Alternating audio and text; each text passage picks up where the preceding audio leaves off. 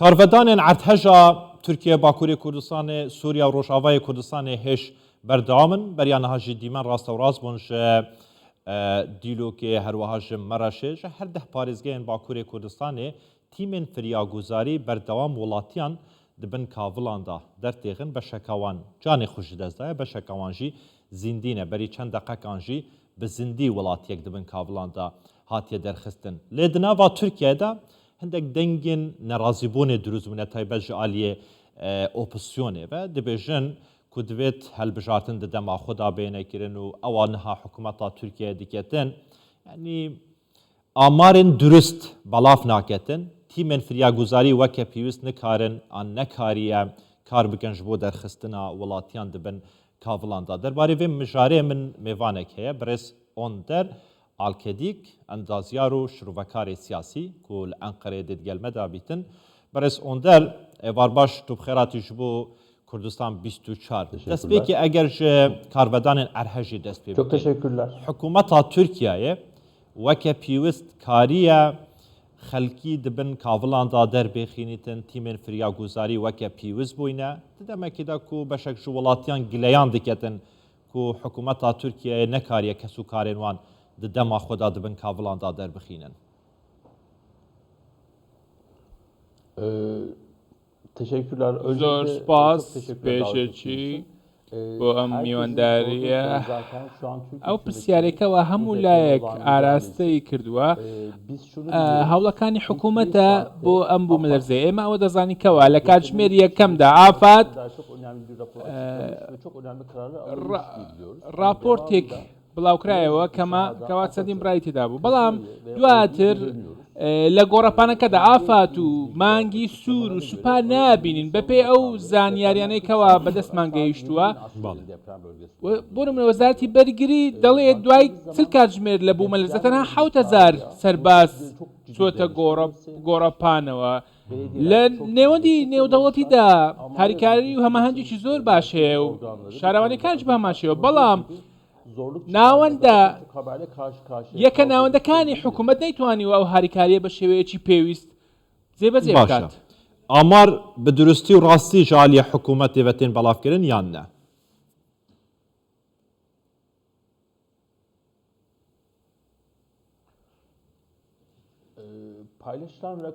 ئەو ژمارانەی کەوا بڵاو کراونەتەوە جیاکارێکی گرنگ هەیە و ناتوانین ئەمە پشتاو بکەنەوە بەڵام ئەو زانیاری و ئامارانەی کەوا بڵاو کراوەتەوە دوای دەستنیشانکردنی ناسنامەکان کراوە و ناتزانین بە هەمان شێوە چەند کەسێک لە ژێردار و پردووەکان هەیە و بەڵام ژمارەکە بێگومان لەسەروی ئەو ئامارانەوەیە. باشە. Di nava Tirkiyeyê de niha dengek heye ku dibêjin helbijartinên Tirkiye divê bên paşxistin. Opozisyon jî dibêjîtin paşxistina helbijartinan derbeka siyasî ye. Nerîna te dewlet dê helbijartinan paşêxîtin ji ber Erhejê?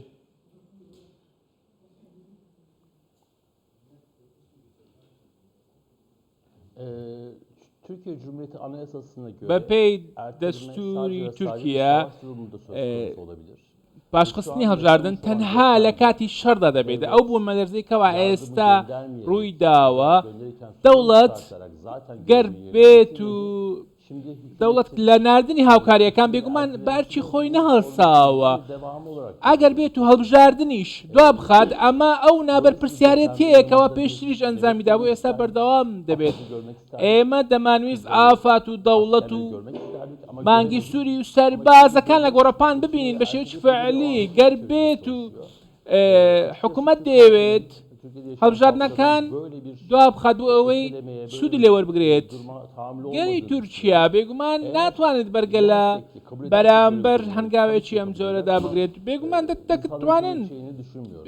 دوای بخەن بەڵام خەڵک ئەمە قبول ناکە. زۆر باشە بەرز ئۆندەر خەتایەن حکوومەتی دەوڵەتی divê ارتهژێدا هەبووینە؟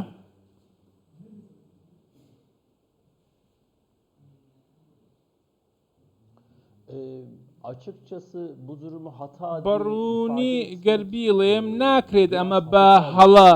ببینین چونکە ئەمە شتێکە زۆر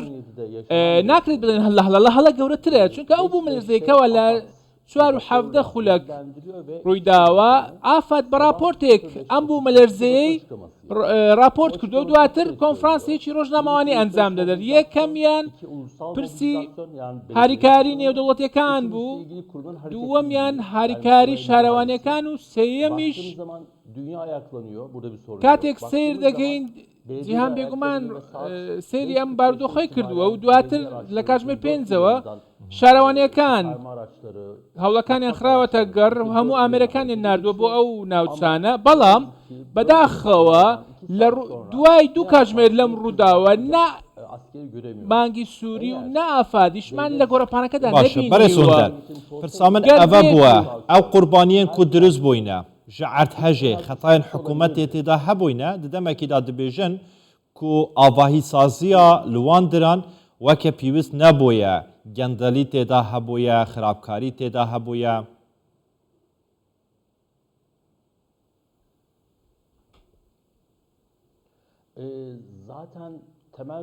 لە ڕاستیدا کێشە بنەرەتێکەدا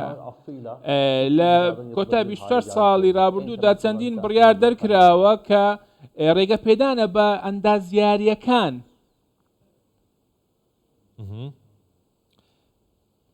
باشە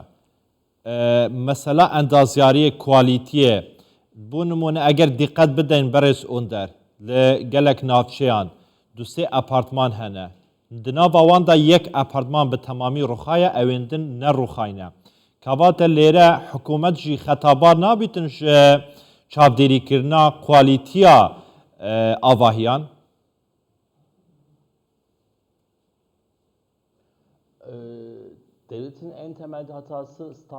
کێشەی بنەرەتی دەوڵەت ئەوە بوو کەوا ستانداردەکەی هێناوەتە خوارەوە لە ڕێگەی دەرهێنانی چەند یاسایەک و پێدانی تەندەرەکان بە کۆمپانیایەکی دیاریکراو واتە کێشە سەرەکیەکە ئەوەیە کەوا پرسەکە بۆ سێکتەری بیناسازی هێناوەتە خوارەوە کە بازەکەشی بۆ هۆی مردنی چەندین هەدایان هەزار کەس باشە ئەگەر دروستکردنا ئاڤاهیان لە تورکیا لە گۆری ستانداردên cîhanî baye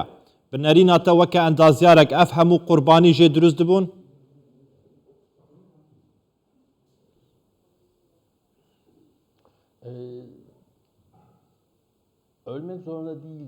بێگومان گیانەدەستدان لەوانە بوو نەبێت کەم بێت گەر هات و ستانداردە جیهانیەکان پیادە بکرابان ئێستا ئەو باڵەخانەی کەوا ڕووخاون تەنها زیانیان بەردەکەوت بۆیە لێرەدا ئەمە دەبینین کەوا جگە لە بوومەلەرزە سیاست بووەتە هۆی گیانەدەستدانی ئەو کەسانەی کەوا ڕاستەوخۆ کاریگەری هەیە لەسەر بیناسازی زۆر باشە ئەگەر پرسیا داویە ئەvە بیتن بەڕێز ئۆندەر ڕەجەب تایپ ئەردۆگان دەبێژیتن دەدەما ساڵێکیدا تەوایە ئاڤاهیان ئەمێ دروست بکەینەوە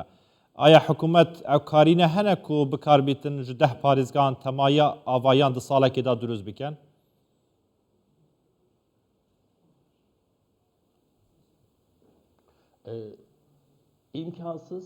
بێگومان مەحاڵە چونکە هەر لە 10 ساڵی ڕابردوودا و باڵەخانانەی کەوا دروستیان کردووە هەمویان دارماون و چروک دەرچوون و بێگومان ئەمە شتێک نییە قبولکراوە بێدانەوێت تەنها لە ڕێگەی متعاهیدەوە ئەو شتانە بکەن و هەموو هەندسە و ئەندازیاریەکان بەلاوە بنێن زۆر باشە بەڕێز ئۆندەر ئالگەدیک ئەندازیار و شڕڤەکارێ سیاسی و لە ئەنقەرێت گەلمەدا بووی gelekî سوپاس